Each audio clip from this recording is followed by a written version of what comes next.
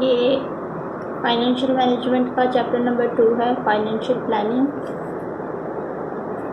Financial planning वित्तीय नियोजन। इसमें सबसे पहले अर्थ बता रखा है। वित्तीय नियोजन का अर्थ क्या होता है। वित्तीय नियोजन के दो भागों में विचारों को दो भागों में बांटा गया है, संकीर्ण विचारधारा और विस्तृत विचारधारा। संकीर्ण विचारधारा में है, संकीर्ण अर्थ में वित्तीय नियोजन का आशय संस्था के आवश्यक पूंजी के पूर्वानुमान से लिया जाता है, कितनी पूंजी की जरूरत है उन्हें। अतः इस अर्थ में वित्तीय नियोजन के अंतर्गत यह अनुमान लगाया जाता है कि व्यवसाय के लिए कितनी पूंजी की आवश्यकता है।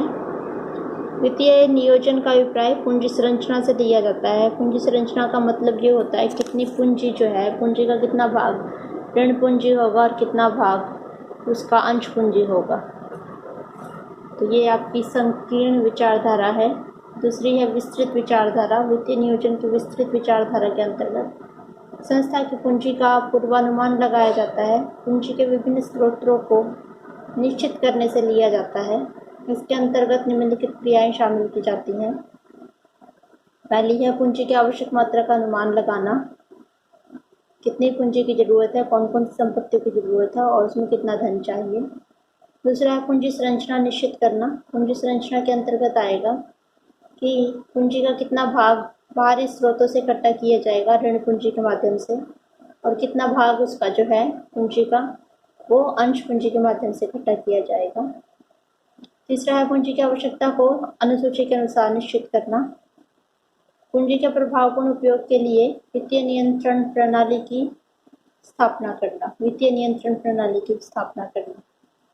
तो ये विस्तृत विचारधारा है। विस्तृत विचारधारा के अंतर्गत आपके ये स्टेप्स उठाए जाते हैं।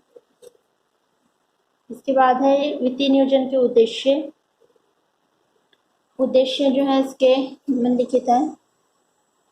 नंबर 1 है फर्म को पर्याप्त मात्रा में पूंजी उपलब्ध कराना ताकि इसका उपयोग अनुकूलतम बिंदु तक किया जा सके। अनुकूलतम बिंदु वो बिंदु होता है जहाँ फर्म को ना तो लॉस होता है ना प्रॉफिट होता है। विनियोक्ता जो जोखिम सहन करने के इच्छुक है उन्हें ध्यान में रखते हुए पूंजी को ऐसे समय में एकत्रित करना जब पूंजी की लागत कम से कम हो। जब पूंजी की लागत कम हो, यानी कि अगर ऋण पूंजी सस्ती मिल रही हो तो ऋण के माध्यम से पूंजी एकत्रित करना।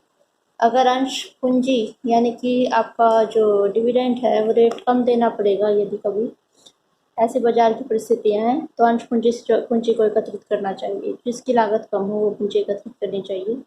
तीसरा है योजना में लोचशीलता लाना ताकि फर्म के पूंजी ढांचे को परिस्थितियों के परिवर्तन के अनुसार समायोजन किया जा सके। फर्म का जो पूंजी ढांचा है उसका जरूरत के अनुसार चेंज किया जा सके, ऋण पूंजी और अंश पूंजी में परिवर्तन किया जा सके। योजना ऐसी होनी चाहिए संस्था के उद्देश्यों के अनुरूप हो। इसके बाद है वित्तीय नियोजन के प्रकार। कितने प्रकार का होता है वित्तीय नियोजन? 3 प्रकार का होता है, अल्पकालीन, मध्यकालीन और दीर्घकालीन। अल्पकालीन के अंतर्गत जब 1 वर्ष की अवधि के लिए वित्तीय योजना तैयार की जाती है तो उसे अल्पकालीन वित्तीय नियोजन कहते हैं। 1 वर्ष के लिए जब जो है आपकी वित्तीय नियोजन के 1 से अधिक और 5 से 7 वर्षों से कम अवधि के लिए वित्तीय योजना बनाई जाती है तो वो मध्यकालीन वित्तीय योजना होती है।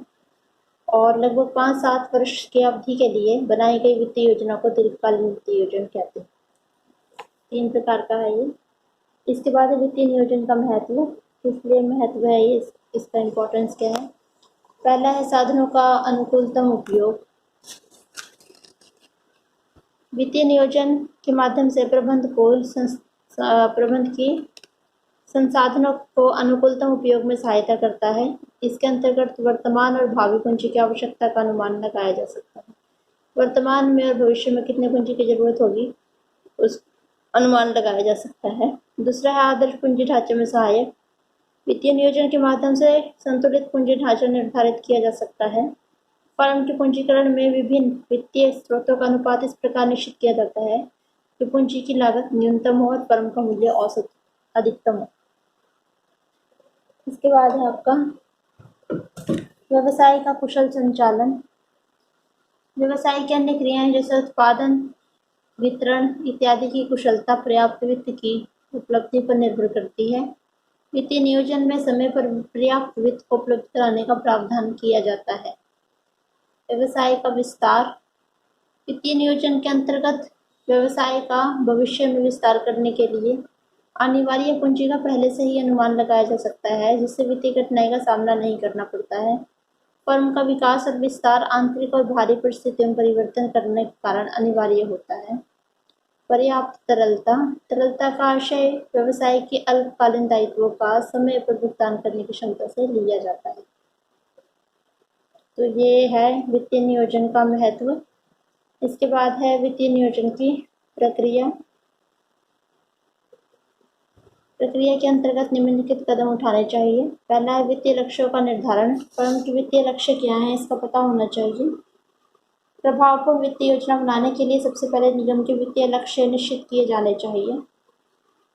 फर्म के अल्पकालीन उद्देश्य क्या हैं, दीर्घकालीन उद्देश्य क्या हैं, उद्देश्य स्पष्ट और निश्चित होने चाहिए फर्स्ट स्टेप के अंदर। दूसरा है वित्तीय नीतियों का निर्माण। उद्देश्य निर्धारित करने के बाद वित्तीय नीतियों का निर्माण किया जाता है। ये नीतियाँ कोषों की प्राप्ति, उपयोग और नियंत्रण में लगे अधिकारियों का मार्गदर्शन करती हैं, जिससे वित्तीय लक्ष्यों को प्राप्त किया जा सके। नीतियों का निर्माण किया जाता है। नीतियों के निर्धारण में वित्तीय प्रबंधक की सलाह ली जाती है। तीसरा है वित्तीय प्रक्रियाओं का विकास। नीतियों को क्रियान्वित करने के लिए आवश्यक है विस्तृत कार्यविधियाँ निर्धारित की जाए, जिससे समस्त नियम और उपनियमों का वर्णन किया जाए। एक अधीनस्थ कर्मचारी को यह मालूम होना चाहिए कि उसको क्या कार्य करना है और कैसे कार्य करना है। तो इसके अंदर प्रोसीजर्स होंगे कि कोई व्यक्ति कौन सा काम करेगा। इसके बाद फोर्थ स्टेप में है वित्तीय योजना को तैयार करना। इस प्रक्रिया में अनुमानित पूंजी के लिए योजना निर्धारित की जाती है, इसे पूंजीकरण कहते हैं। पूंजी ढांचा बनाया जाता है। पूंजी ढांचे का अर्थ है कि पूंजी किस अनुपात में प्राप्त की जाएगी, अंश पूंजी कितनी होगी, ऋण पूंजी कितनी होगी। वित्तीय नियोजन का पुनरावलोकन। इसके बाद रिव्यू किया जाता है, सारी प्रोसेस को दोबारा से वही स्टेप्स दोहराए जाते हैं। ये आपके वित्तीय नियोजन की प्रक्रिया 3 पॉइंट हुए आज मैंने आपको बताए हैं। वित्तीय नियोजन का अर्थ, उद्देश्य, प्रकार, महत्व और प्रक्रिया, इनको आप कर लेना।